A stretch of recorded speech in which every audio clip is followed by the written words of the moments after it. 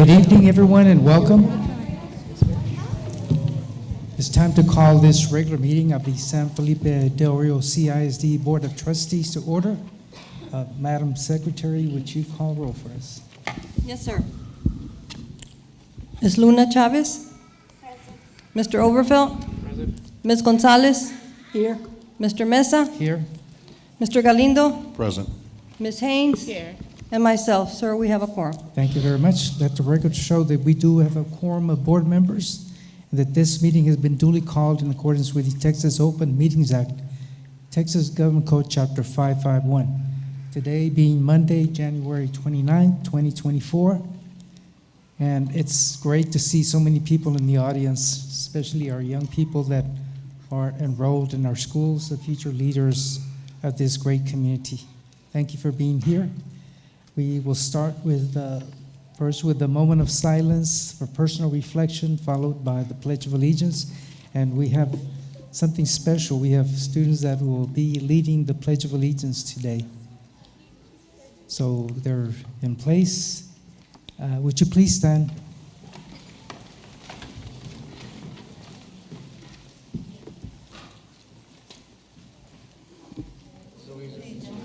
To the flag of the United States of America and to the republic for which it stands, one nation, under God, indivisible, with liberty and justice for all.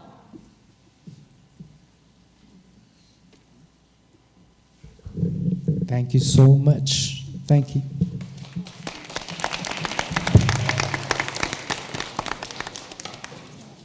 Thank you again.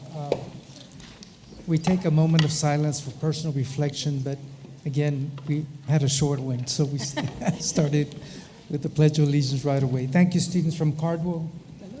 We appreciate your attendance here tonight and your assistance with the Pledge of Allegiance. You're awesome.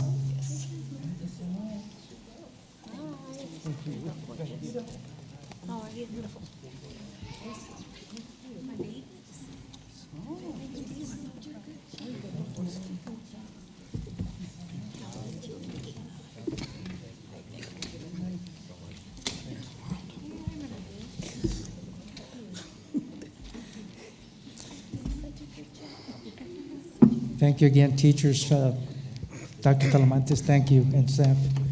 Thank you. For students, again, for leading the Pledge of Allegiance today. This is a special meeting. We have once a year recognition of school board members, and it's a joy for us to see the many talented students that come from the different campuses to speak and show their appreciation for the work and the role that we do as board members. And again, we'll start with that report. The first item we have is item 4, recognitions, school board recognition. Sandra Hernandez. Good evening, President Mesa, Dr. Rios, and members of the board, distinguished campuses, guests, children, community members. Welcome to School Board Recognition Month. Each January, we join the Texas Association of School Boards and school districts across Texas to honor school board members for their work, leadership, and commitment to improving public schools. School boards oversee the operation of local public schools and work to ensure that students are getting a high-quality education. School Board Recognition Month is an opportunity to show trustees how much we appreciate their work, leadership, and commitment to improving our schools. The 2024 School Board Recognition theme is locally elected, community connected. As the theme suggests, our school district and community honor you today and thank you for doing what is best for our students in our community. At this time, I would like to introduce each of the campuses and their representatives who also want to wish to thank you personally for your dedication to the work you do in ensuring their brighter future. We'd like to begin with Irene Cardwell Elementary. You're welcome there.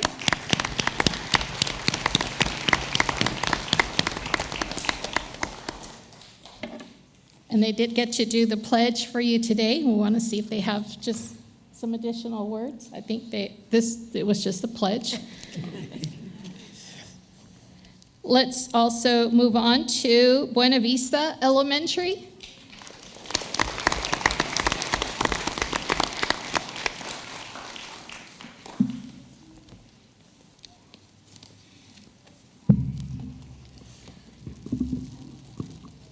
Good evening, President Mesa, members of the board, and Dr. Rios. It is a great honor to represent Buena Vista Elementary. My name is Mia Borges, and I am the Student Council President of the Mighty Longhorns. I have a poem tonight that I will read to you. In the heart of our town, where voices unite, a tale of dedication in the soft glow of light. Locally elected, community connected, for school board heroes, our gratitude reflected. They stand as guardians with a vision so clear, nurturing minds, erasing every fear. With passion and purpose, they lead the way, guiding our schools where children learn and play. In meetings and discussions, decisions are made, balancing challenges in the education crusade. Through highs and lows, they steadfastly steer a ship of knowledge, drawing smiles near. Teachers applaud and parents attest to the tireless efforts they give their best. For each child they serve a promise they keep. In the hands of leaders, dreams take leap. Connected to neighborhoods like roots to the earth, they champion growth, celebrating each child's worth. Locally elected, community's heartbeat. For school board heroes, our gratitude is sweet. In the tapestry of education, they weave a strand, bringing wisdom and care to every demand. So here's to the leaders who make dreams come alive. Locally elected, for our schools, they thrive. With appreciation, we honor your role for shaping futures and filling each goal. In the heart of our town, where dreams are restored, locally elected, you are cherished and adored. Thank you. Thank you.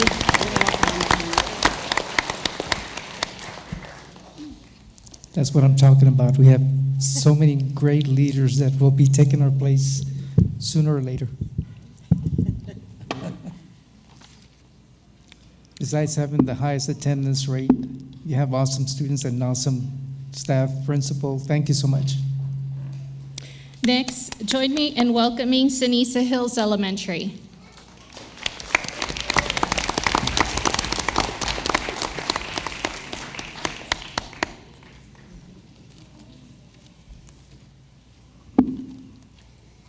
Good evening, I am Joy Zambrano, and I am historian of Ceniza Hills Elementary Student Council. Good evening, I am Ellie Amaras, and I am the president of Ceniza Hills Student Council. Good evening, and I am Logan Beatty, vice president of Student Council. Good evening, ladies and gentlemen of the school board. On behalf of Ceniza Hills staff, students, and families, we would like to thank each member of the school board for your tireless dedication to making our school district a wonderful place to learn, grow, and succeed. Your commitment to creating a place where we can thrive academically, socially, and emotionally does not go unnoticed. The decisions you make and the policies you implement have an impact on our learning experience and how we shape our futures. We at Ceniza Hills are truly grateful for the beautiful school, the amazing teachers, and the safety you have provided us. Thank you for your commitment to our community and the continued support of our school.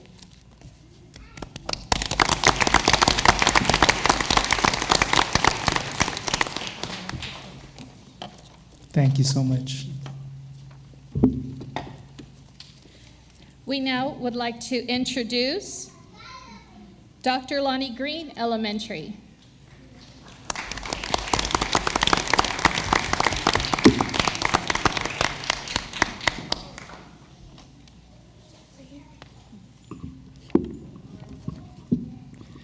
Good afternoon. My name is Michael Beretta, and I am the president of the Student Council. I want to take a moment to express our heartfelt gratitude to our incredible school board members. Your dedication and hard work has made a lasting impact on our learning system. You've tirelessly supported for our students, teachers, and parents, making sure that our schools provide a caring and improved environment. Your duty to excellence is truly amazing. On behalf of the entire Student Council, I want to say a big thank you for your endless support and for making a difference in our lives. of our students. We are truly grateful for all that you do. Thank you.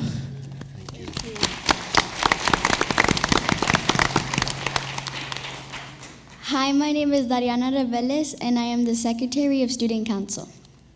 Lastly, Dr. Rios, President Mesa, and members of the board.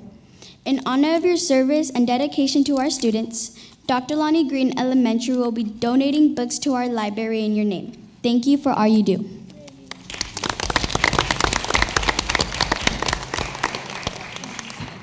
Thank you so much again, future leaders of this great community, and for having the second highest attendance in our district. Thank you, students and staff and administration. We now welcome Roberto Bobby Barrera Elementary.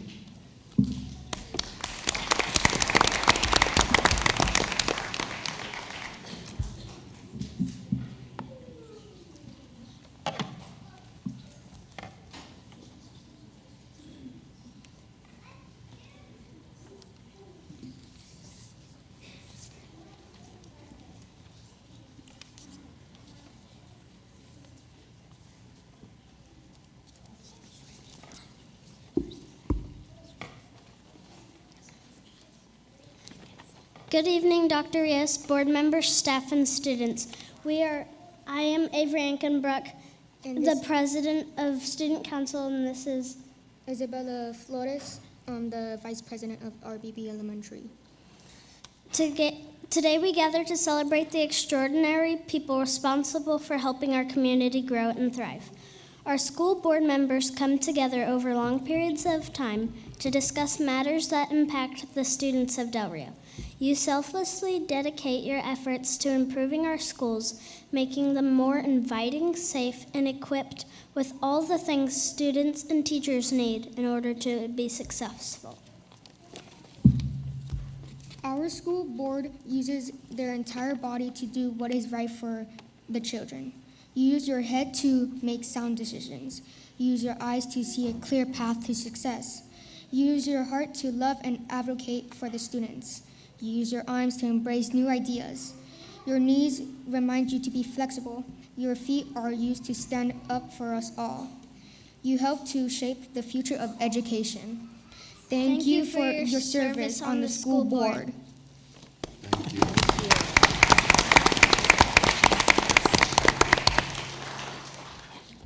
Do not forget, you make the whole school dozens times better.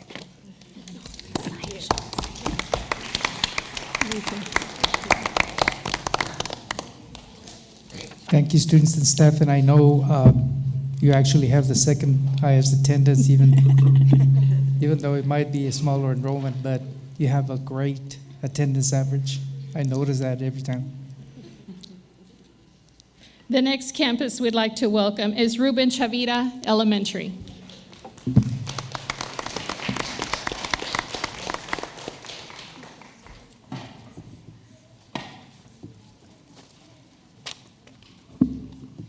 Good evening, board members and Dr. Rios.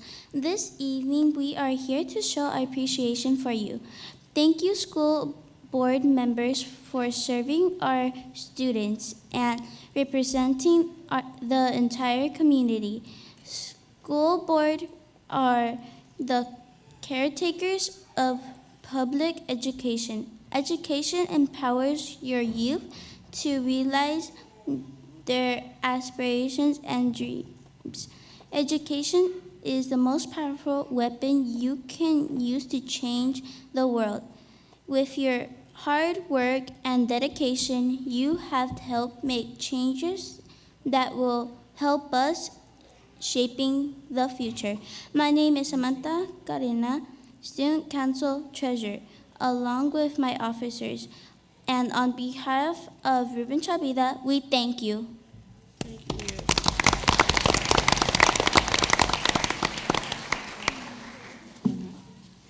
Thank you very much.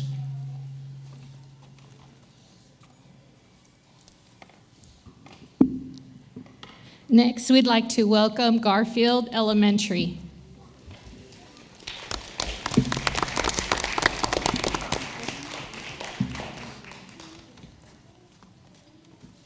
Good Good evening. My name is Romina Gonzalez, and I am the Garfield Elementary Student Council President. On behalf of the Garfield Elementary, I want to thank the San Felipe Del Rio School Board for everything they do for our school and our community. School board members help provide quality teachers for our classrooms. Classroom supplies such as pencils and Chromebooks, and interesting curriculum to help teach us math and reading. We would especially like to thank Mr. Overfelt for taking the time to come to Garfield Elementary and speak to our student council. He helped teach us about what a school board member does, as well as the election process and rules and regulations they have to follow. We learned that being a school board member takes a lot of work, but it is also very rewarding. Thank you again, school board members, and we hope you enjoy our token of appreciation from Garfield Elementary.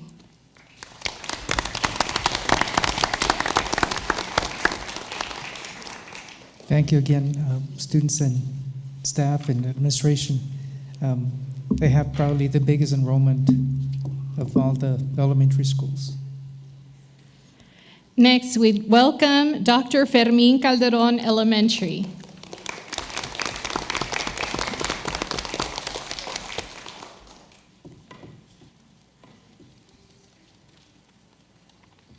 I am Andrea Ivada, the Student Council Secretary. We would like to organize our outgoing board members for their tireless efforts and commit to our district. You all have been tremendous assets, and we are grateful for everything you do.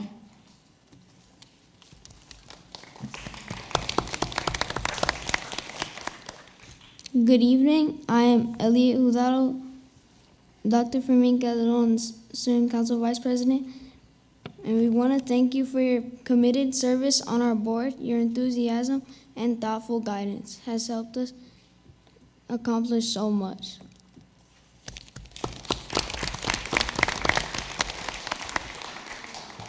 Hello, members of the board. My name is Amanda Salceda, and I'm happy to represent Dr. Fermin Calderon as Student Council President.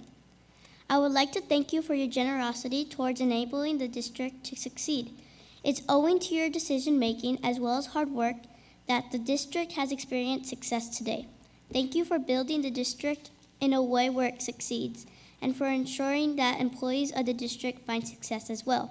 I would like you to know that I recognize your hard work and generosity. I'm immensely thankful for each and every one of y'all. Thank you.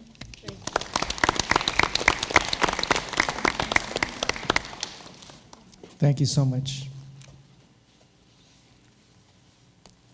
Dr. Fermin Calderon School is dear to me because I was, the last time that I was a principal there.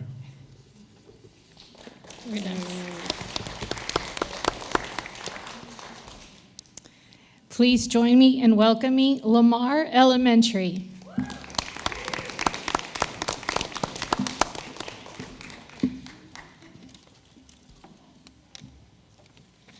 Good evening, Mr. Mesa, Dr. Rios, and distinguished members of the board. My name is Jesus Zavala, and I am the Student Council President. My name is Joshua Gutierrez, and I am the Student Council Vice President. My name is Nadia Martinez, and I am the Student Council Treasurer. We Lamar Student Council officers stand before you with immense gratitude for your exceptional contributions to our community and the students you serve. Your commitment to educational excellence has been a guiding force, shaping the future of countless young minds. Thank you for your tireless dedication and invaluable contributions to San Felipe Del Rio, CISD. We would like to conclude our appreciation with a quote written by Margaret Mead. Never doubt that a small group of committed citizens can change the world. Indeed, it's the only thing that ever has. Thank you.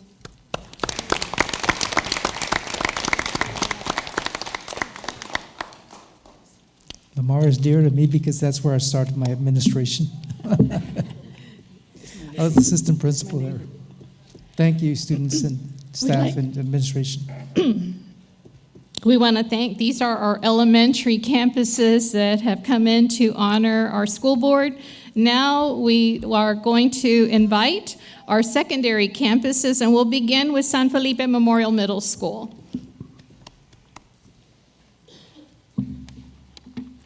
Hello. Good evening, Superintendent Rios and President Meza, and school board members. My name is Chatham Hunt. I am the son of Howard Hunt and Laurel Hunt. I am president of the San Felipe Memorial Middle School, and a position I am honored and thoroughly enjoy.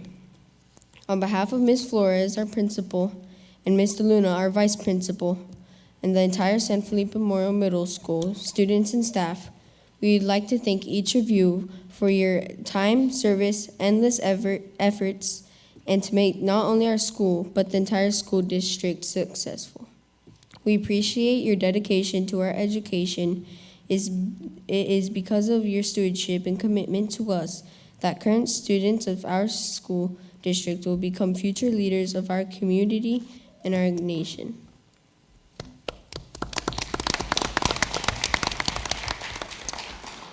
Hello, my name is Lexia Castillon. I'm the oldest daughter of Liliana and Fernando Castillon. I'm the Student Council Vice President of San Felipe Memorial Middle School. Additionally, I am proudly part of the engaging and challenging NUTEC program that this district offers. On behalf of San Felipe Memorial Middle School, we would like to present to you gifts of gratitude for your hard work and unwavering commitment to our education. We once again thank you for developing and providing an incredible learning environment for us. We all have a brighter future thanks to your tireless dedication. Thank you and God bless.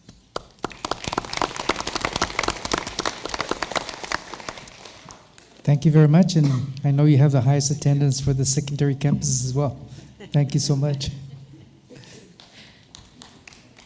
Great job. We'd now like to welcome 7th grade Del Rio Middle School.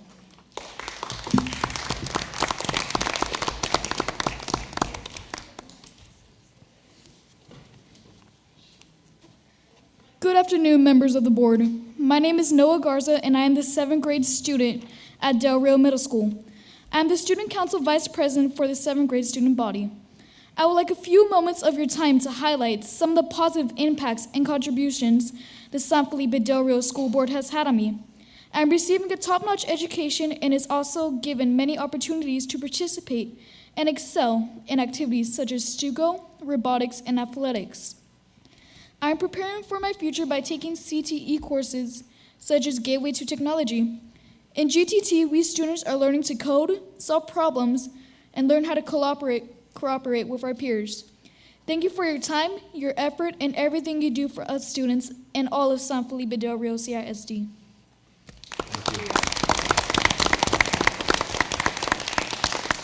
Thank you so much, and I know 7th grade has a higher attendance than 8th grade.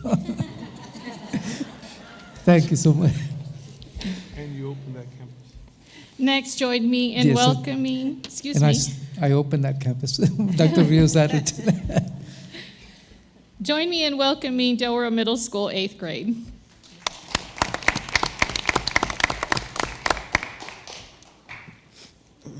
Good evening, President Mesa, Dr. Rios, and the school board trustees. I am Eric Barrera, and it is with the greatest esteem that I'm here on behalf of the students and staff from the Del Rio Middle School 8th grade. It is on their behalf that I offer my sincerest gratitude for all y'all to ensure that we, the students of San Felipe Del Rio College State Independent School District, are receiving the best education possible. I am sure that it is not an easy task, but you all handle it with grace and students at the forefront. Education is ever evolving, and you have allowed our district to flourish and not fall behind. President John Quincy Adams once said, "If your actions inspire others to dream more, learn more, do more, and become more, you are a leader." Thank you for encouraging the students of SFDR CSID to dream, to learn, and to grow into the best versions of ourselves. We appreciate everything you do on our behalf. Thank you.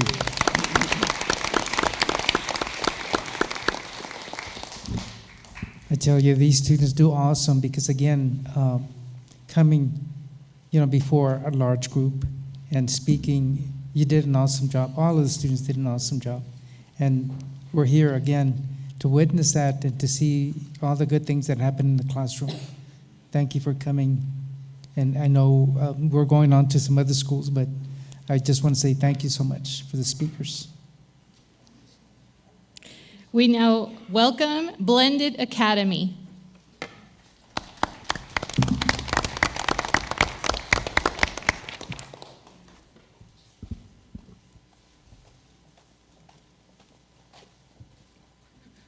Good evening, Dr. Rios and school board members. My name is Herimas Aguilar, student from Blended Academy, and I just want to thank you for providing us with a place that gives us a second chance to earn our high school diploma. And with that, I want to thank y'all because I was able to graduate last week. And also wanted to thank you for the staff that you provided for Blended Academy and the people that dedicated their time to help us succeed and get our diploma. Thank you. Congratulations. And I just want to say that that's the icing on the cake for us as board members, to see them graduate. It's just such an important event in their lives. Thank you for speaking, and awesome. Congratulations. Our next secondary campus is Del Rio Freshman School.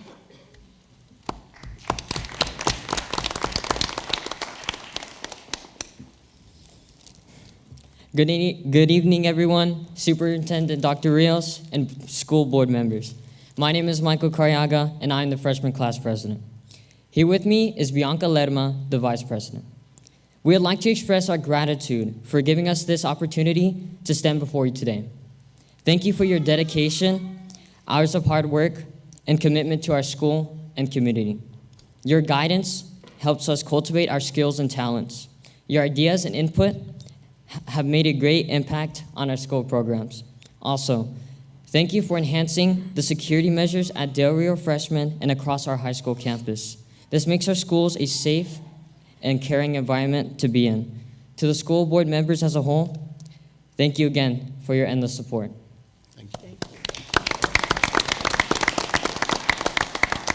Thank you so much, and I know y'all have great attendance as well. And I happen to know your grandpa and your grandma. They're back there. Please join me in welcoming next Early College High School.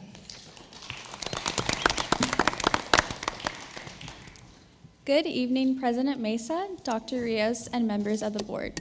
We are students from Early College High School. I am Eva Alvarado, ECHS Ambassador President, and joining me is Hector Rodriguez, ECHS Ambassador Vice President. On behalf of the entire student body and staff of Del Rio Early College High School, we would like to say thank you for your tireless work, countless hours, and continuous support you provide our district students, families, staff, and community. Without your support, our success would not be possible. Please receive this small token of our appreciation and know you are making a difference. Thank you and happy School Board Appreciation Month. Thank you. Again, this is a special group of students that are headed to the university, and I know they have great attendance as well. They're way up there. Thank you. And we have, last but not least, Del Rio High School.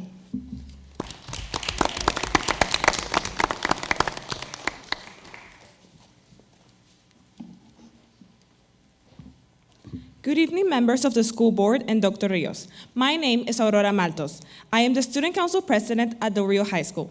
On behalf of the student body, I would like to thank you for your commitment and dedication to helping us reach our goals, our dreams, and preparing us for our future.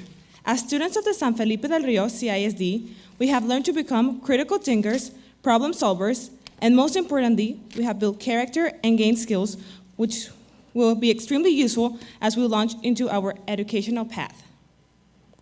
In the fall, I will attend Texas A&M in College Station and major in human resources, a profession which will allow me to help others and give back to the community.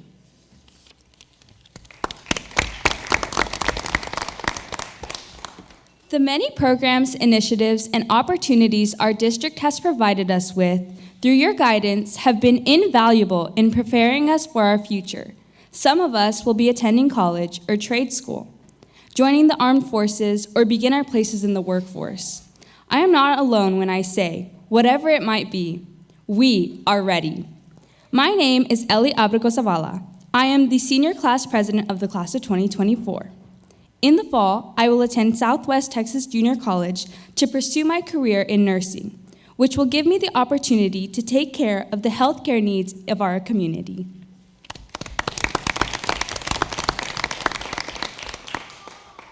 Thank you for your hard work. You are appreciated more than you know, and I hope this month and every day you feel the respect and admiration of this community. The teachers, counselors, and administration you guide have empowered us to be bold enough to use our voices, brave enough to listen to our heart, and strong enough to seek the life we always imagined. My name is Axel Cannon, and I'm the current valedictorian of the senior class. In the fall, I will attend Columbia University and major in neuroscience. Even though I will be far, Del Rio is my home, and I will always be Del Rio proud.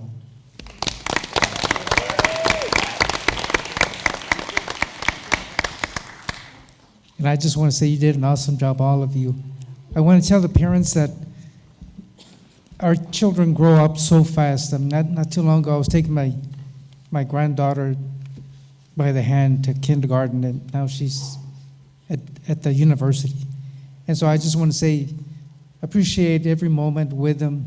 Enjoy every day that they go to school and help them as much as you can.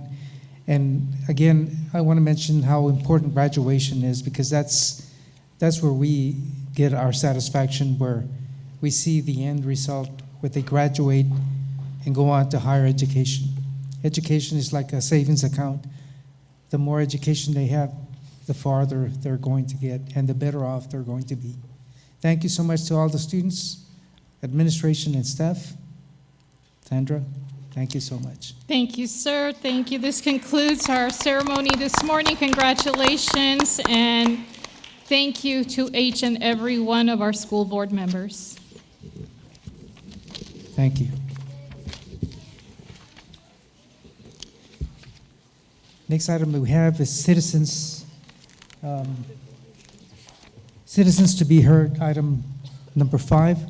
And we have one person, Anel Tanki. And the topic is Special Education Parent Advisory Council, CPAC. Thank you.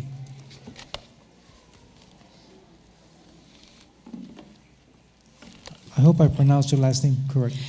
It's Ariel Tanky. It was perfect, though. Oh, thank you. I have some big shoes to fill. Those were some awesome speakers. I'm like, okay, well, here I go. We were. Well, good evening. My name is Ariel Tanky. I'm a parent of Ander Tanky, who attends Cardwell Elementary School.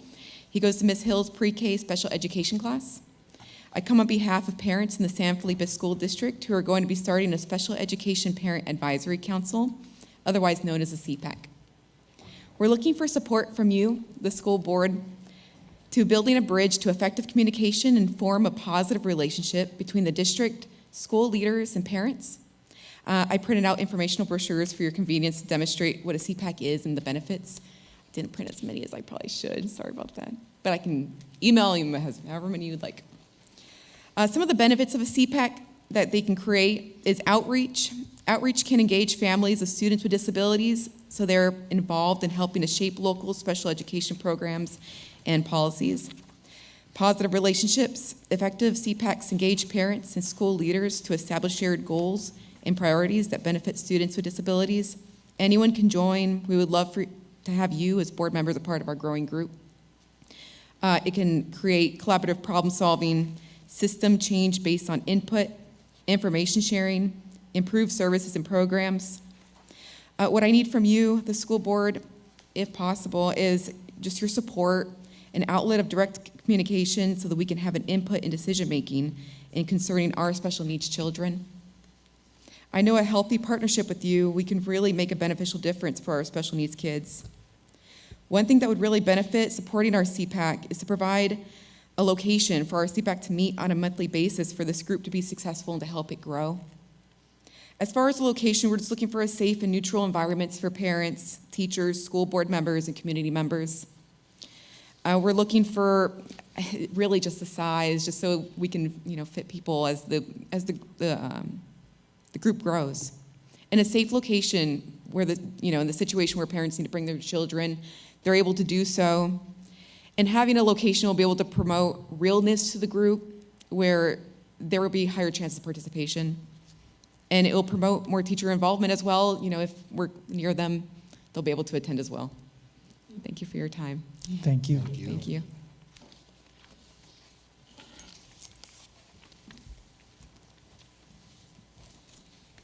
Okay, next item we have on our agenda is reports, item 8.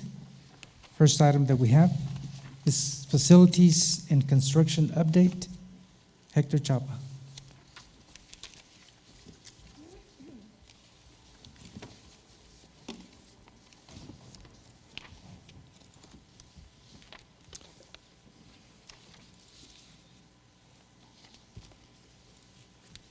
Good evening, President Mesa, Dr. Rios, members of the board.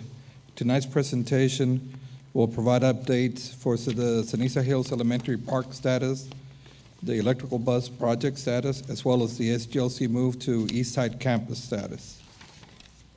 I'm pleased to announce this evening that the park has been completed as of Friday evening, completely done. Due to the construction efforts and budget that we had some money saved to where we're looking at adding a fence to bisect the property north to south to protect the campus from the park after hours. The electrical bus deployment project, we're waiting for AEP to come in and do an inspection so we can proceed to pour concrete for the footings for the transformer pad. We're trying to schedule that work to be completed by end of week.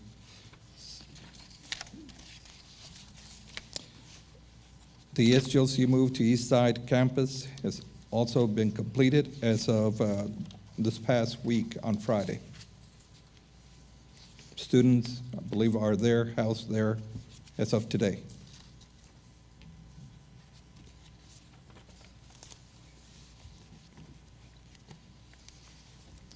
Any questions? Board members, any questions? I know Dr. Rios extended an invitation if you want to see the Student Guidance and Learning Center at Irene Cardwell. So if you want to schedule a trip, just call. Anyone have a question? We're good. We go into the next. Okay, the work orders reports. The maintenance department received 758 work orders for 0 to 15 days. 743 were closed for a percentage rate of 98%. The 16 to 30 days, 96 were submitted, 74 were closed for a completion rate of 77.1%. The 31 to 60 days, 85 were submitted, 46 were completed, closure rate of 54.1. 61 to 90 days, 44 were submitted, 6 were completed, closure rate of 13.6.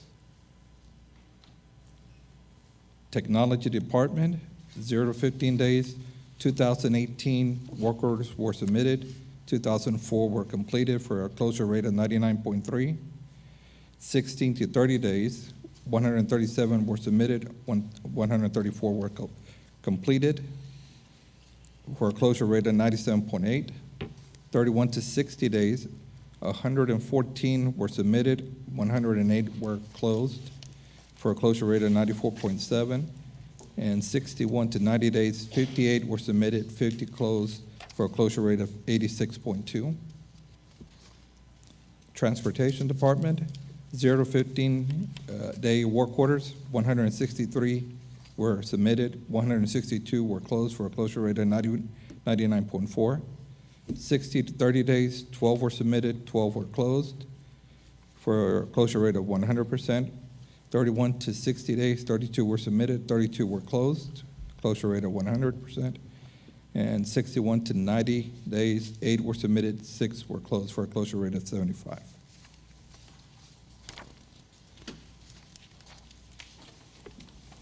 Any questions regarding board members? Mr. Chapa, I just wanted to ask a question. I know that during the cold spell, you know, we had several heaters that went out, is there any way that we can purchase additional parts for our air conditioners and keep them in stock? Usually if it's, let's say, an air conditioner, a condenser, or a motor goes out, or a blower, is there any way that we can keep extra parts for those emergencies? Yes, Mr. Mesa, we have looked into some strategies to make sure that that doesn't occur. So what we've done is we met with Amistad, I guess that's the name of it, right? Heating and air conditioning. Heating and air conditioning. And we asked them to extend the same contract for the heating units as we have for the cooling units, because they keep parts in store and they're more likely to do and be able to respond. The second thing that we did is that we visited with a couple of bigger groups. One was TASB and the other one was Schneider Electric, to see if they could help us inventory everything that we have, so that then we can have an idea of what we have more of in their years, and that would inform what measures we have to take in advance to make sure that when something breaks, we are prepared.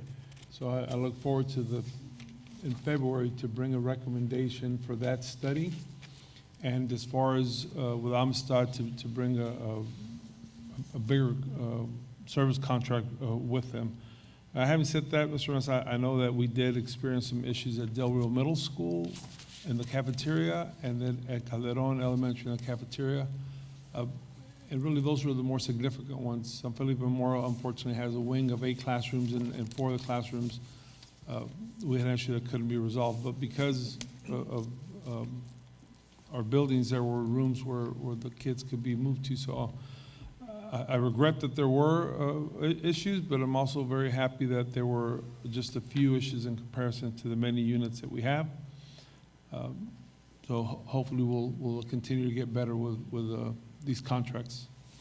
Anything that can be done to improve the situation. I know cafeteria, I mean, sometimes you think of solutions that pick up your tray, go eat in the classroom, but I know that in some of the classrooms there were some issues, and so anything that can be done to make sure that we are ready for the next cold spell is not over yet. So, yes, Mr. Galindo.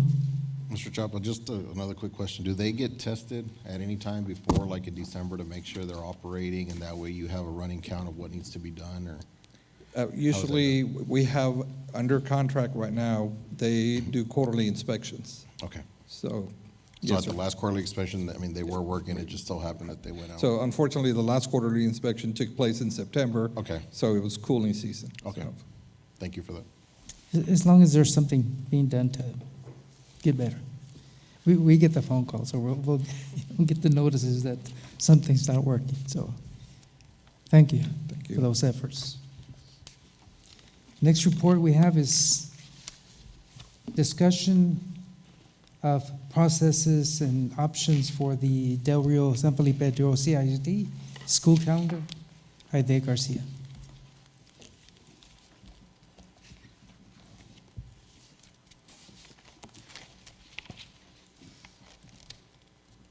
Oops, where is it? That's not it. So, let me put it up here, right here. Okay, found it. Good evening, President Mesa, Dr. Rios, members of the board. Every year, we bring the calendar options to the board for feedback before we send a survey out to the staff so that they can select their favorite calendar. So we're going to share that with you today. We always meet with the District Planning and Decision-Making Committee to get feedback from them, and this is the group that sits in the District Planning and Decision-Making Committee. Before we start discussing the calendar, there is some parameters that we discuss with the committee. And the first one is that the calendar must include 187 teacher duty days and a total of 75,600 minutes.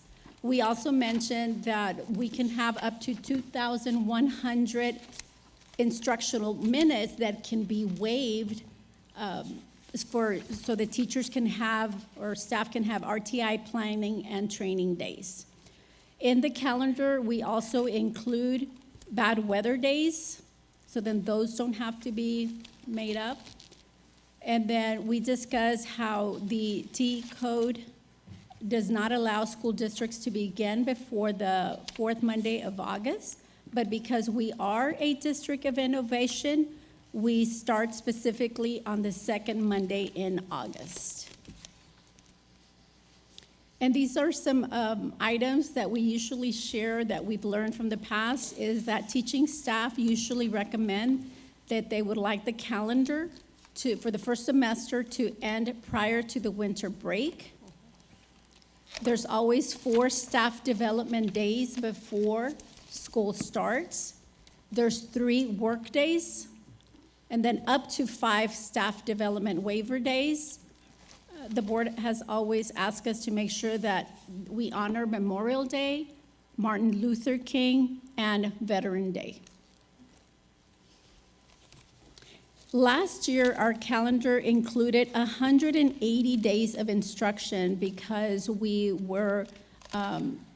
submitted an application for House Bill 3, but this year, because we need to have more training for the staff, we will not be using the 180 instructional days.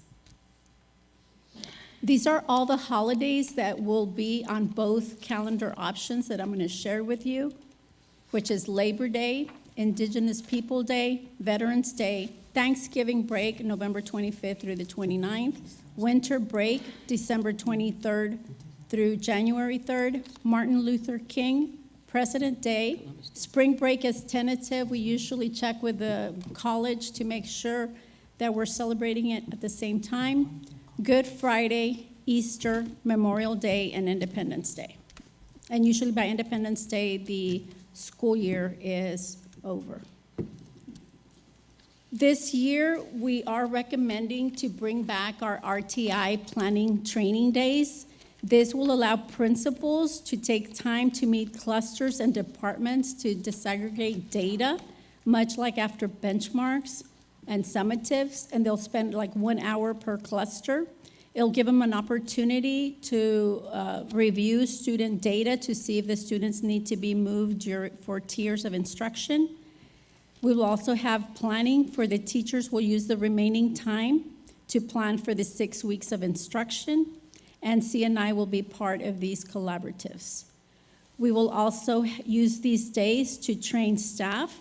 Now there's a lot more additional required training that needs to be done. Before, we would do it when staff would be hired, and now it's annually that we have to do this.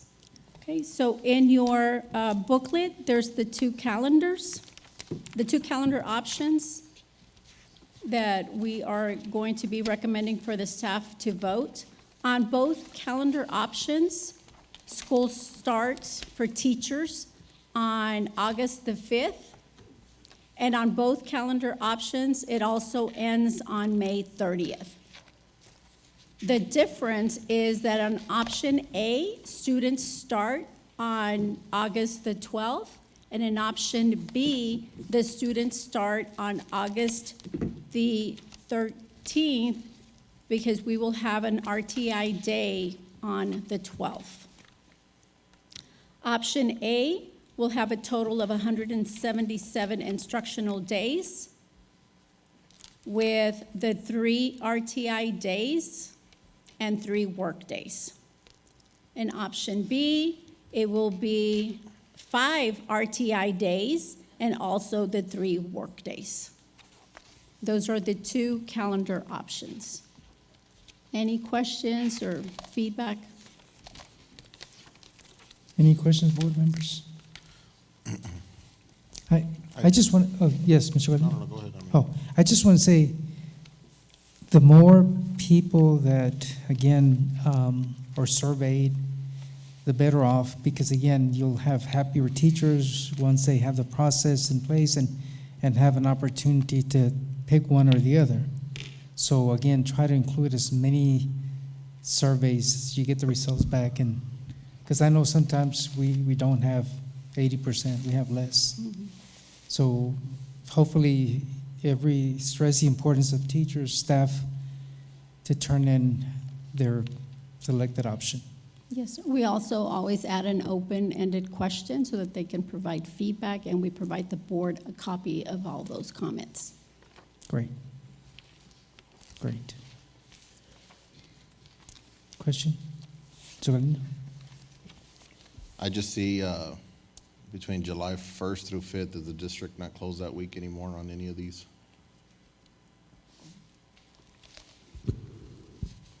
Mr. Olindo, because of the number of holidays that we take during the year, last year we heard from a lot of employees that they're limited when they can take family vacations because they're forced to take it on the 4th of July.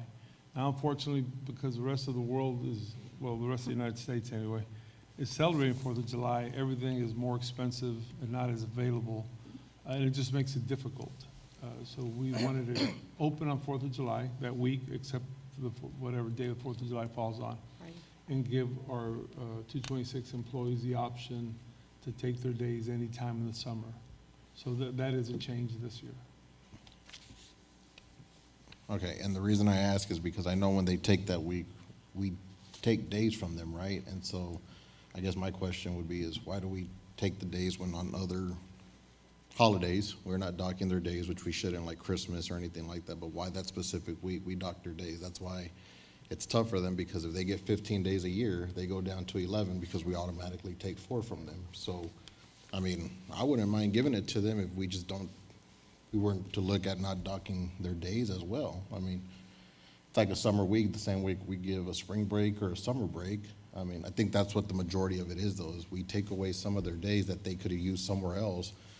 But I guess my question would be, why are we taking those days during that first week? So an employee, for example, 226. I'll say myself. Okay. Although I'm not, but everybody that's on a 226 contract. Okay. So we have to work 226 days of the year. Okay. And before, those were automatically not part of the 226. Okay. So now they can be part of the 226, and then you just take your days as you choose. Okay. But you got to work 226, so we Yeah. can't give you 4th of July week off, and then still your remaining days. Could that be a 221 Right. type deal? Yeah. So now Okay. they're free to take the days with their the approval of their supervisor, because we can't have everybody take off first week of school. But at least now they have the option. And that was just the explanation I wanted, because it is tough to tell them, okay, we need you off 1st through 5th, but we got to use your days in order for us to give you that week off. And, you know, some staff need those days to take kids to doctor's appointments or their own, you know, and so that's one thing that I just wanted to make sure it's looked at, that, you know, we're not docking days. If there was a way we could have given them the week and not dock their days like we do spring break or anything, you know, I would have been open to it. It sounds like this is something the staff wanted to look at, and by all means, it's going to be staff choice, and that's what we want. But I just wanted a clear explanation because, you know, I just didn't feel right taking away their days that week. Thank you. Yes, Linda, what? Ms. Garcia, most of our teachers work how many days? 187. Okay, so they're done by the end of May, the first week of June? May 30th. Correct? So the only individuals that we would be discussing in July would be those individuals that work 226 days, correct? Yes, 226 and more. And as far as the RTI days, I'm glad that we're including them in both calendars, whether it's 3 or 5, because I know a lot of teachers have been asking to get some of those RTI days back because they enjoy the time when they have to spend on planning, especially with their administrators, and to look at the data and where we need to go. So thank you. Thank you, Ms. Webb. Anyone else? Thank you very much. I want to make a correction here. I looked at the historical data for attendance, and I missed Ceniza Hills. They're at the very top. So all the efforts of all the students, parents, teachers, staff, I apologize, I missed. Ceniza Hills is at the very top, the leader in attendance percentages. Thank you again. And sorry about the mistake. Okay, we go on to our next report.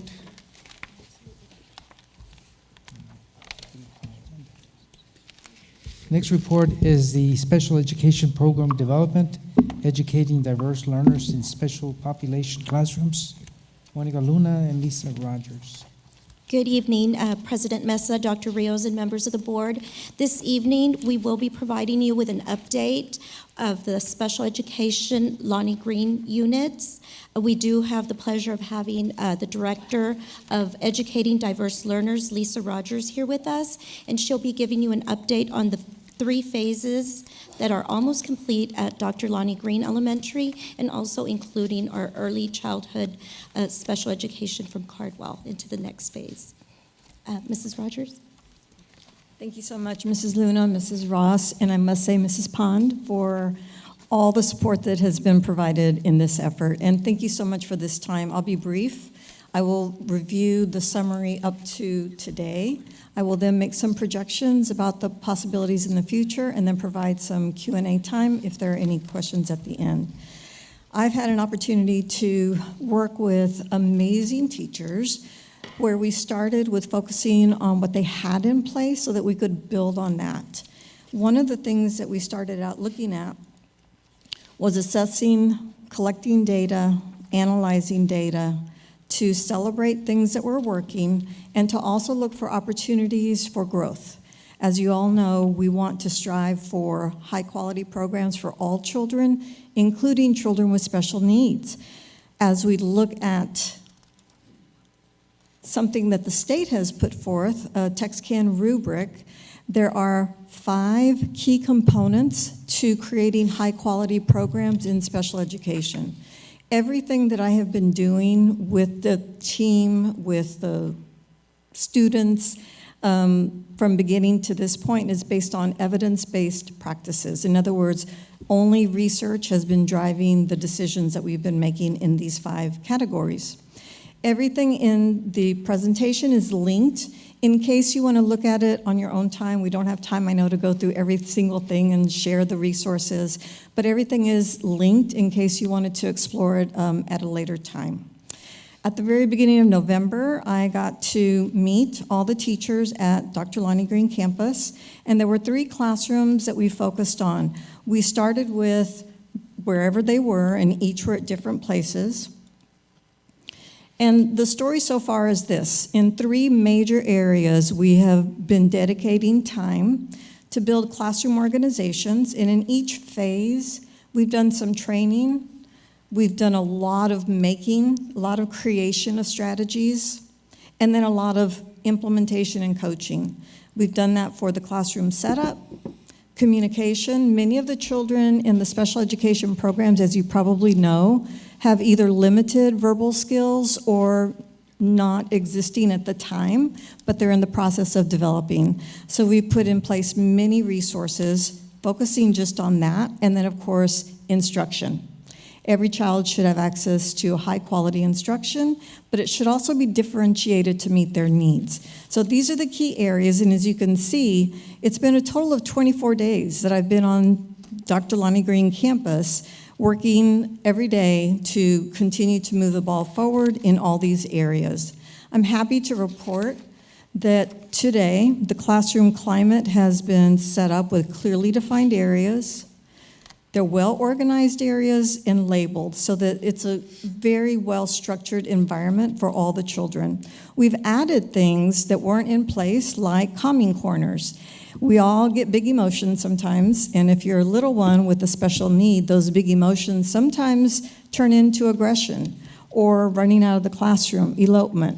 And so we want to provide a safe place where children can go to learn how to self-regulate. And so we've created calming corners that actually have calming tools in those areas. A lot of structure and predictability has been added that was not in place when I first met the teachers. They had it in their minds, but they just didn't have it available for the students. So now it's very clear. You can walk into any of the classrooms and you know exactly where they should be in their daily routine. We also see in this particular example some core vocabulary boards so that children can start to communicate to us by use of pictures. Our class rules, all these things we've been creating over these last few weeks and months. The class schedules, surprise cards. We had an assembly at Christmas time, and the teacher wasn't sure if the students were going to be able to be successful, but they were, with a surprise card that was added and individual schedules.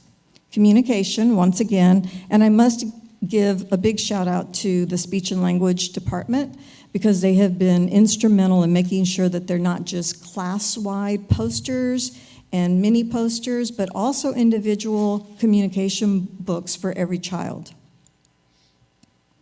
Increased differentiated instruction, as I've mentioned, and we have tailored individual strategies specifically for your students. So what are their strengths? What are their interests? What are their needs? And we've been making things to meet those needs.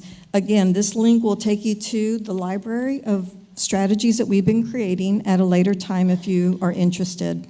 And of course, all the access to communication tools. All of these things have resulted in increased academic learning, but we also have seen significant student success in things like decreasing challenging behaviors, such as the aggression and elopement that I was talking about previously. We're also seeing an increase in what we want to see happen, those desired behaviors. These two pictures are going to plant seeds for stories that I'm about to share with you. For one student, we created what's called an individual schedule, and this individual schedule has been tailored for his specific needs. Before we put this strategy in place, he was having at least 2 meltdowns. And a meltdown can look lots of different ways, but if you've ever been part of one, you know they're not something you want to do again and again, right? We want to prevent that. He was having at least 2 a day, and the most challenging thing was look at how long they were lasting. About 45 minutes each time to a mid to high intensity. So sometimes people would get hurt or things might get damaged. We are now, for this particular student, down to about 2 emotional outbursts per week instead of per day.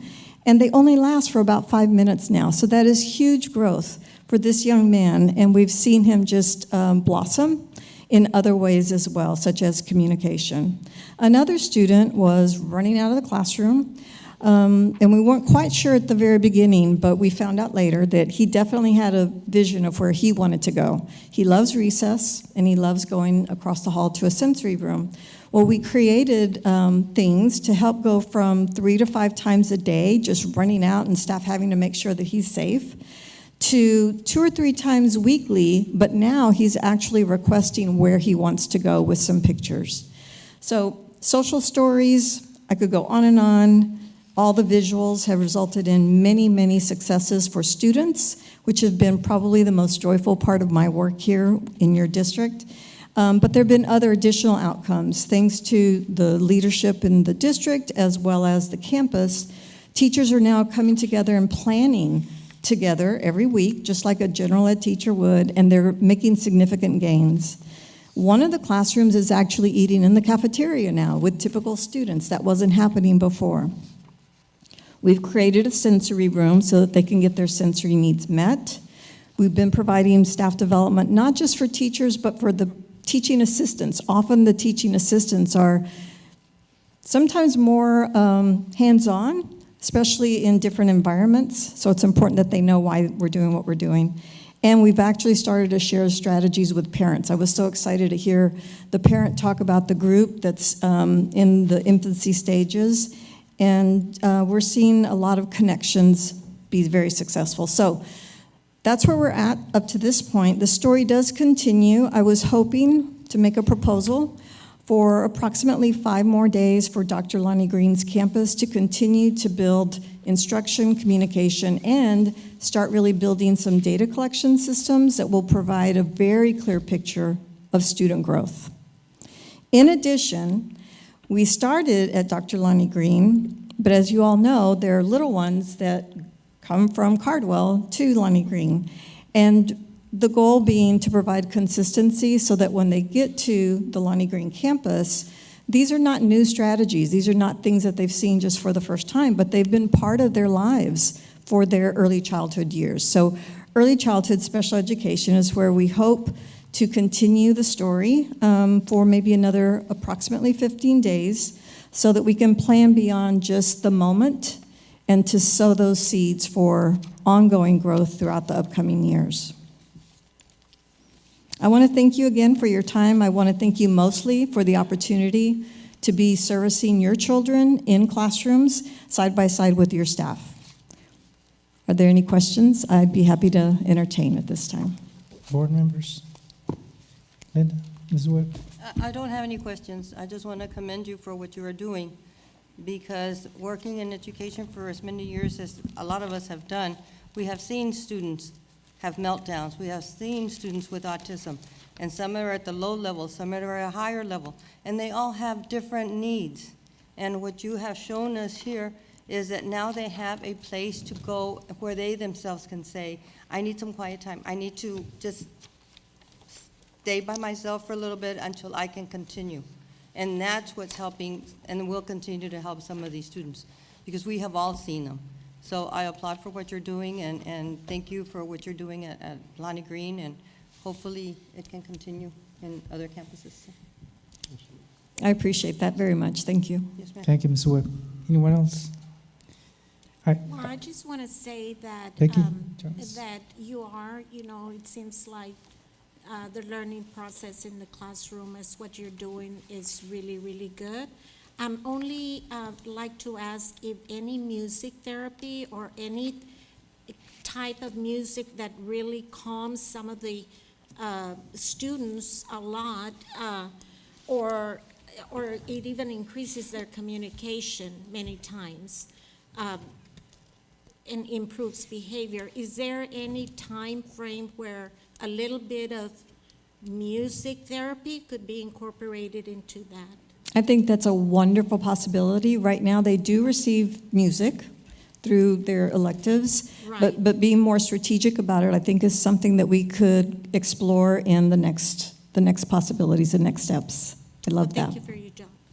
Well done. Amy Haynes? I'm excited to see that Mrs. Hernandez's class is having lunch in the cafeteria now. I think that's a big feat. Congratulations to you. I just want to know how many students are going to lunch, and how many aides do you have to follow? Yes. In that particular classroom, we have 16 students and 3 paraeducators, and actually 3 as the team, right? The teacher and 2 paras. Okay. Thank you. Thank you. There's some exciting things happen in special ed, and I just want to say, for us as board members, it's so difficult to find personnel to fit in those diverse learning environments and special students that we have. And so every bit of assistance that we have for our teachers means a lot for us to be able to get teachers to go into those classrooms. And of course, these are students that can very well succeed in life with some modifications, and I appreciate everything that you're doing for them, and I hope we continue. Thank you so much. It's been an honor. Thank you.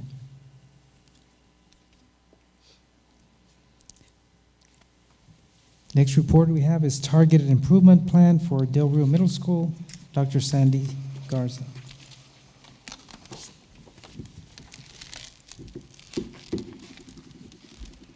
Good evening, President Mesa, Dr. Rios, members of the board. Tonight, I bring to you the mandated targeted improvement plan for Del Rio Middle School. Been working very hard with the instructional leadership team there at Del Rio Middle School under the direction of Mr. Jorge Jurado and Roger Soto and their team. So Del Rio Middle School was identified as a comprehensive support and improvement campus as per federal accountability. What happens when a campus is identified that way, there are certain things that are required by the state, and one of them was to work with Education Service Center Region 15 to have a diagnostic performed on the campus. And so they compared our campus practices to the Effective Schools framework that TEA has launched in the last decade or so. and provided a report on some areas that they recommended should be focused on. From there, the instructional leadership team came together and created the targeted improvement plan. This happened a couple of weeks ago along with our representatives from Region 15. So this is a visual of the Effective Schools framework. They call the different components levers, and they found that the first one, strong school leadership and planning, was well underway, as well as the purple, strategic staffing, positive school culture, and high-quality instructional materials. But there were two areas that they recommended we focus on, and those fall in the areas of effective instruction. The first area identified was professional development for effective instruction, and the second one was 5.3, data-driven instruction. So for the first one, the team came together, again under the direction and guidance of Region 15, to create their SMART goals. They said that by May 2024, 100% of the ILT members will be trained on having students set goals for themselves and monitor their progress. So part of this this mandate of being a comprehensive school is that we have to partner with an approved vendor from TEA. NIET was the vendor that we selected, and so we have been working closely with them to transform the school into an organization united by purpose and just building capacity, putting more tools on everybody's tool belts. And for the data-driven instruction priority area, the SMART goal was 100% of core content teachers will be trained, and this one was more of a focus on implementation of student growth trackers. Again, with the help of our partners, we will build capacity for increasing student ownership. We're working strongly on building a data-driven culture, and that will continue to be built by modeling and communicating expectations through planning protocol. Following the presentation in your board book, you do see the 20-some-odd page targeted improvement plan that the team wrote this month and would normally be submitted to TEA in January, and it would also come to the board for approval. But because of the delay in accountability, the timeline has shifted. They are no longer requiring the approval, but we still wanted to present the plan to you. Any questions? Board members? Yes, Ms. Webb? Sandy, Dr. Garza. As I was looking at the plan, and maybe you can address it, a lot of it indicates work is underway, and one indicates work is underway to develop at least one key practice. So by underway, where are we on the way? Are we just starting? Are we in the middle of it? Or? So what they did as part of the diagnostic is they took a list kind of, on the diagnostic, just like we would take a card to get the diagnostic, right? And they spoke to teachers via focus groups. They observed the hallways, they looked in classrooms, they spoke to the leadership team, and then they check-marked some of the success criteria for each of those, and so they determined that rating. It was from 1 to 4, and so the lowest were the ones that resulted in our priority areas, but if there were some boxes filled in, then they considered it work is underway. So will we be getting an update later on it as Yeah, where we are? yeah. Mm-hmm. Thank you.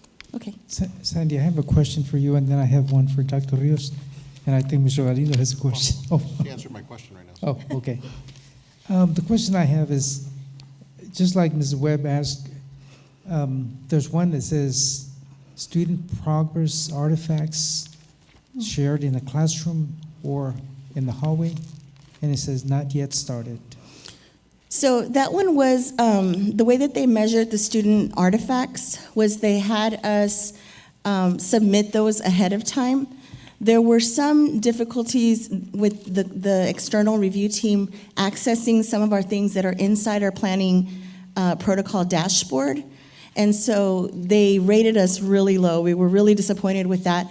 But when the team came back for the rest of the diagnostic, they were able to see that yes, that it was rated low, but there were some kind of technical difficulties that resulted from that.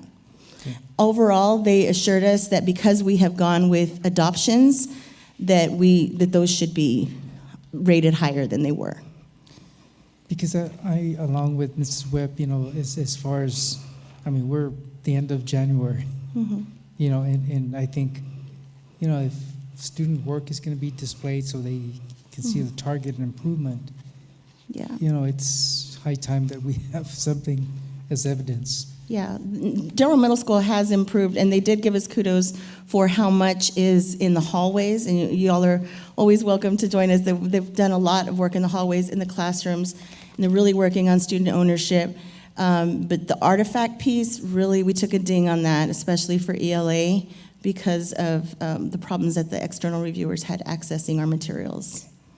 And I'm going to add another question. I think I've always asked Dr. Rios this question is, the best way to improve instruction is through the observation process and the immediate input afterwards, teacher, administrator conference. And I just want to make sure the process is because if they delay, for example, they go and observe someone and there's no conference afterwards, or it happens way late where you can't remember the fine detail, it makes a big difference. And then the other question that I had for Dr. Rios, which comes to play with that one as well, is I've noticed the biggest turnover as far as staff is always the middle school. We have a lot of turnover. And so I don't know how we're addressing that, Dr. Rios, because it seems like we do have staff that leaves and the progress that is made somehow is lost. But I just want to make sure that the observation process, because again, I think that's the best way to improve instruction is, again, immediate dialogue between administrator and teacher. And then, of course, the target improvement being staff development. But, I don't know what we're doing to the retaining teachers. A couple of things come to mind, Mr. Mesa. The first one is on the feedback to the teachers. We've been working with cabinet and the principals. A lot of it obviously has to do with the teacher incentive allotment, where we've set a number of walkthroughs that the principals have to do with the teachers, and then the protocols for providing the feedback, which are driven by data, so that they can measure the student growth and compare that to the actions that are taken in the classroom. As a matter of fact, when we go around visiting campuses, we talk about that same issue. So I trust that in part because of TIA, the feedback is going to be immediate. And then the only way that we are going to retain teachers is when the campus is more successful. Just like with special ed, the training that is given to the teachers, you should see the change in their demeanor, how happy they are to come to work at Lonnie Green, working with those units, because they've gotten quality staff development, quality guidance. And we hope that through this process at Del Rio Middle School, we can continue to retain teachers so that we don't have to keep trying to recruit every year. Having two principals there, Sandy has been assigned Del Rio Middle School, so she's directly coaching them. She spends a lot of time there. And that's the only way that we're going to be successful. That's the only way we're going to retain teachers, if they experience success in the classroom. And I think that this year, more than ever, we have invested a whole lot of guidance in Del Rio Middle School. So I'm happy for the resources. Thank you. And again, I know there's so many different factors that come into play. I want to allow board members to ask questions. Is anyone else? Because the other thing is, you know, some of us were there at the middle school, and discipline is a big part where you Yes. support teachers in that endeavor to making classrooms, you know, again, where you address disciplinary issues and things of that sort, that we can help teachers, again, retain teachers in those grade levels is important. So supporting teachers through administrative efforts in the area of discipline.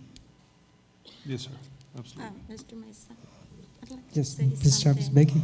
Yes, just to, like you said, that grade, Del Rio Middle School, has a lot to do with, excuse me, with the age group.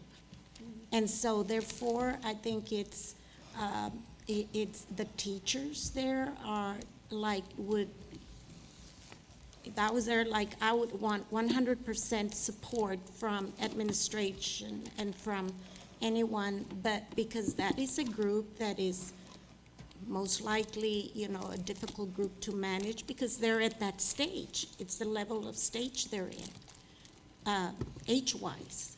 And so, yes, I would think that supporting the teachers through whatever is needed, that would make them happy to just, you know, feel important in the sense that, hey, I have somebody that's supporting me in whether I need material or whether I need discipline support, whatever, you know, and I think that would really help. And I know it's there, but maybe some teachers don't think there is. But the support from all of us in administration and support from whatever material that they might need to help them out, I think would really help. Just knowing that they're loved, that we want them there, Absolutely. would help. Thank you, Becky. Thank and you. I just want to say one thing. Yeah. Research shows that once a school goes over 1,200 enrollment, is very difficult to manage. That was stated back then before the school was built. And, you know, that's what's done. So when it goes over 1,200, it's very difficult to manage the school. So there's a lot of issues there, but I just want to make sure that, you know, again, I appreciate all the progress that has been made. We want to have all our schools, again, excelling. And I'm glad that they have that targeted improvement plan in place, and you're assisting with those areas. Yes, and I wanted to, I forgot to show you, those are some of the actual pictures of their instructional leadership team. You can see they're very intent on their data, very focused. And I will also add that both NIET and Region 15 have both said consistently that walking into Del Rio Middle School this year compared to last year, just culture-wise, is night and day. And I know that it's a really good vibe when I go. And I know I personally have a lot of confidence in the academic piece growing, but I know that there's some great things going on. Big shout out to Del Rio Middle School. Yes. Great.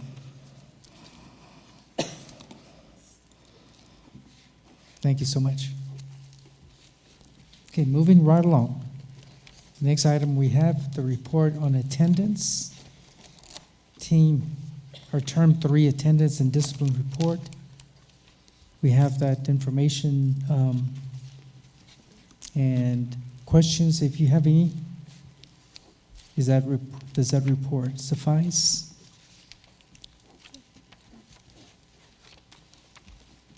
Okay, thank you. Oh, but Laura, as long as you made your way. Laura Zandate is taking place. Michelle Smith. Welcome Laura Zandate to the role of Peen's director. Good evening, everybody. Thank you. Welcome, welcome. Thank you. We look at all that information prior to, and so sometimes we have some questions if something really comes to the top, but I think everyone's okay. Yes. Okay. Donations, Dr. Rios, will be posted. Already posted, sir. Awesome. Okay, next item we have is the consent agenda. Again, one item will approve all items on the consent agenda. One action will approve all items on the consent agenda. There are some purchases, some purchase orders. If anyone has a question on any of one of those items, now's the time to ask the question. If not, we'll ask for one action to approve all items on the consent agenda. I believe there were some minutes that were not included in our board packet, Dr. Rios. Yes, sir. I shared with them in the board update Okay. last night. We're catching up on them. Appreciate. Okay, they were on the board update if you didn't see them.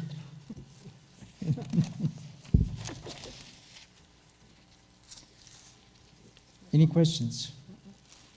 If not, I'll entertain a motion to approve the consent agenda. It's presented. Motion made by Mr. Orfeld, seconded by Mrs. Webb. All those in favor? Motion carries unanimously. That is awesome. We go on to administration, item 10A, consideration to approve a joint election agreement for the 2024 school board election. Sandra Hernandez. Good evening once again, President Mesa, Dr. Rios, and members of the board. In accordance with the Texas Election Code and board policy, BBE legal, school districts conducting trustee elections must have joint polling places on election day. Whenever we have a city holding an election on a uniform election day, public junior college, and whenever we have, in certain circumstances, a hospital district.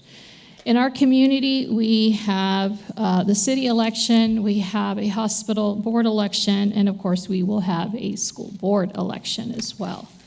So in accordance with the election code, our requirement is to present an approval from the Board of Trustees to hold a joint school board election for place 2, place 6, and place 7 jointly with the City of Del Rio, Val Verde County Hospital Board on the same uniform election day of Saturday, May 4th, 2024. Questions from board members? Okay, great. Recommendation, please. Yes, sir. It is a recommendation of the administration that the Board of Trustees approve the 2024 joint election agreement between San Felipe Del Rio Consolidated Independent School District, the City of Del Rio, and the Val Verde County Hospital District for the school board elections to be held on the same uniform election day of Saturday, May 4th, 2024. You've heard the recommendation. The motion was made by Mr. Galindo, seconded by Becky Chavez. All those in favor? Motion carries unanimously. Item 10B, consideration to approve the order of election for the San Felipe Del Rio CSD election to be held on May 4, 2024. Sandra Hernandez. Yes, sir. So this is the official, in compliance with the election code. The Board of Trustees of the school district, San Felipe Del Rio Consolidated Independent School District, must approve an order of election establishing the procedures for filing and conducting a school board election. The offices up for election this year are as follows. For place 2, Mr. Joshua D. Overfelt. Place 6, currently held by Ms. Gonzalez, and place 7, currently held by Ms. Amy Haynes. In accordance with the election calendar by the Texas Secretary of State, the last day to order a general election is Friday, February the 16th. Because of the date, and because typically our school board has monthly meetings on the third Monday of the month, this actual date comes before. So this is why we're bringing it forward here in January. So the deadline is before the regular Board of Trustees meeting. The candidate filing period for May the 4th for the election began Wednesday, January 17th, 2024 at 8 a.m. And the last day to file a completed application is February 16th, 2024 at 5 p.m. The first day of early voting by personal appearance for the general election begins on Monday, April the 4th, 2024, and ends on Tuesday, April the 30th, 2024. And to meet with compliance with Senate Bill 2 requirements, the order of election and the general polling places will be posted on the school district's website in February. Actually, they're ready for this week because we have received confirmation from the elections administrator. Are there any questions? Questions, Ms. Orfeld? As the elections administrator indicated, where early voting for the city, school board, and hospital board will be? Yes, sir. They will be held at the Del Rio Civic Center. Excellent, thank you. Good. Anyone else? No questions, recommendation, please? Yes, it is the recommendation of the administration that the Board of Trustees approve the order of election for the school district trustee elections to be held on May 4th, 2024. For the recommendation from administration, is there a motion by Mrs. Webb, seconded by Ms. Orfeld? All those in favor? Motion carries unanimously. Thank you. Thank you. Human Resources, next item, 14A, discussion and possible action to approve employee job descriptions and evaluation forms. Aide Garcia. Yes, good evening again, President Mesa, Dr. Rios, members of the board. Tonight, we're bringing for your approval to consider two job descriptions. One of them is an update, and this is for the licensed specialist in school psychologist coordinator. This job description was last updated in 2014, 2015. So now they're recommending to make some changes to match the current role.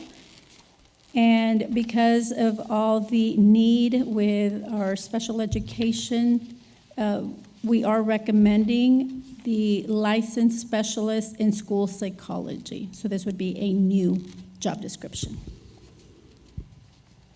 Questions? No questions, recommendation, please? Yes, sir. It is the recommendation of the administration that the Board of Trustees approve the job description and evaluation forms as presented. You heard the recommendation. I'll entertain a motion for approval. Motion made by Amy Haynes, seconded by Ms. Orfeld. All those in favor? Motion carries unanimously. Go on to item 14B, consideration to approve the updated 2023-2024 district compensation plans. Aide Garcia. Yes, sir. For the compensation pay plan, the only change that we're doing is to include the licensed specialist in school psychology, and that's under pay grade 3 to match the job description. Questions? No questions, so recommendation. It is a recommendation of administration that the Board of Trustees approve the updated 2023-2024 district compensation plan as presented. You've heard the recommendation. I'll entertain a motion for approval. Motion made by Mrs. Webb, seconded by Ms. Orfeld. All those in favor? Motion carries unanimously. Thank you. Consideration, item C, consideration to approve the conversion of nurse assistant to licensed vocational nurse at Student Guidance and Learning Center. Aide Garcia. Yes, sir. We are recommending to convert a nurse assistant vacancy that we currently have at, but this is at the Blended Academy. So I left an updated memo next to your computer. So the nurse assistant vacancy is already there, so we want to convert this to a licensed vocational nurse.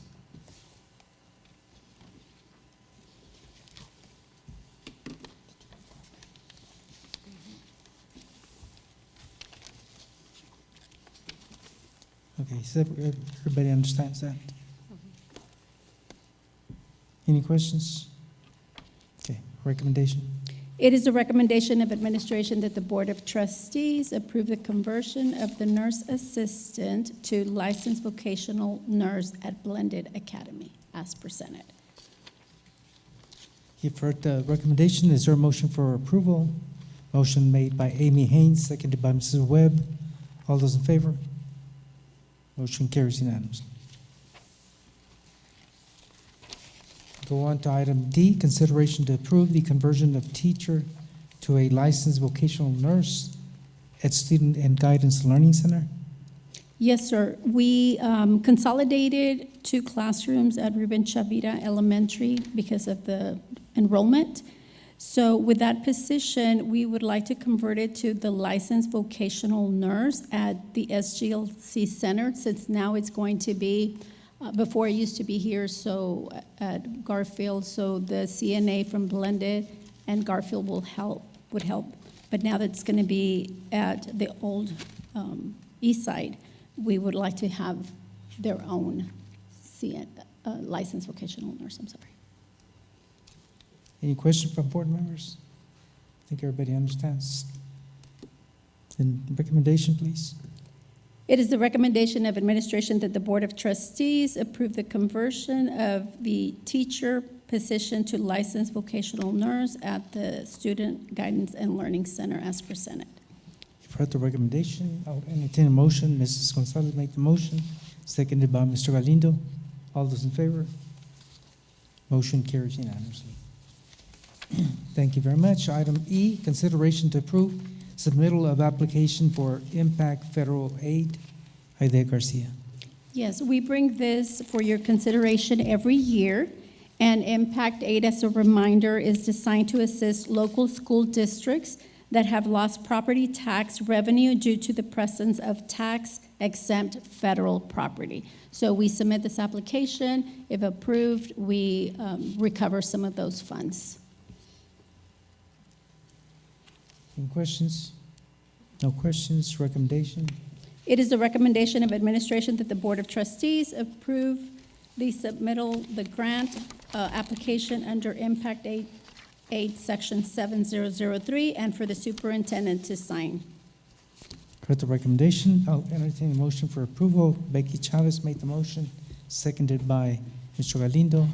All those in favor? Motion carries unanimously. Thank you you. very much. I'd like to make an announcement before we go into closed session. I want to thank those people that attended the grassroots meeting in San Angelo Region Education Service Center, January 23rd. Congratulations to Mr. Galindo. He volunteered to be in the LAC, Legislative Advisory Committee. Congratulations to Amy Haynes. She won a $1,000 scholarship for one of our students in our district. And so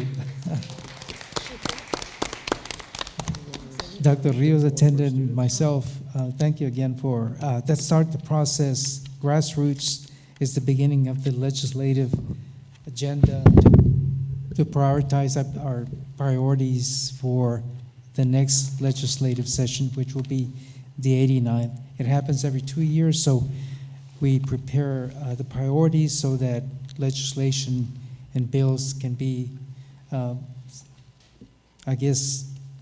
communicated to our elected officials so that we can have some legislation that is good for our schools and our public schools and our students and staff and everyone. So thank you again for attending the grassroots meeting. We're going to go into closed session pursuant to 551.074 and 551.071 of the Texas Education Code. Again, no action will be taken in executive session. The time is 7:39 p.m. We're now in executive session. Thank you. Okay, the time is 9:20 p.m. We're going to reconvene into open session. No action was taken in executive. We're down to item 18A, consideration to approve the personnel report to include the following: new hires, district vacancies, retirements, resignations. Aide Garcia. Yes, good evening again, President Mesa, Dr. Rios, members of the board. It is the recommendation of administration that the Board of Trustees approve the resignations, vacancies, and following new personnel. Adriana Urtiaga, pre-kindergarten bilingual teacher at Irene Cardwell Elementary. Ariana Torres, pre-kindergarten teacher at Irene Cardwell Elementary. Jacqueline Reinke, mathematics teacher at Del Real Middle School, 7th grade. Darisa Cervantes, mathematics teacher at Del Rio High School. Abraham Herrera, aircraft maintenance teacher at Del Rio High School, CTE. Denise Prange, first grade teacher at Lamar Elementary. And Pedro Herrera, Jr., HVAC teacher at Del Rio High School, CTE.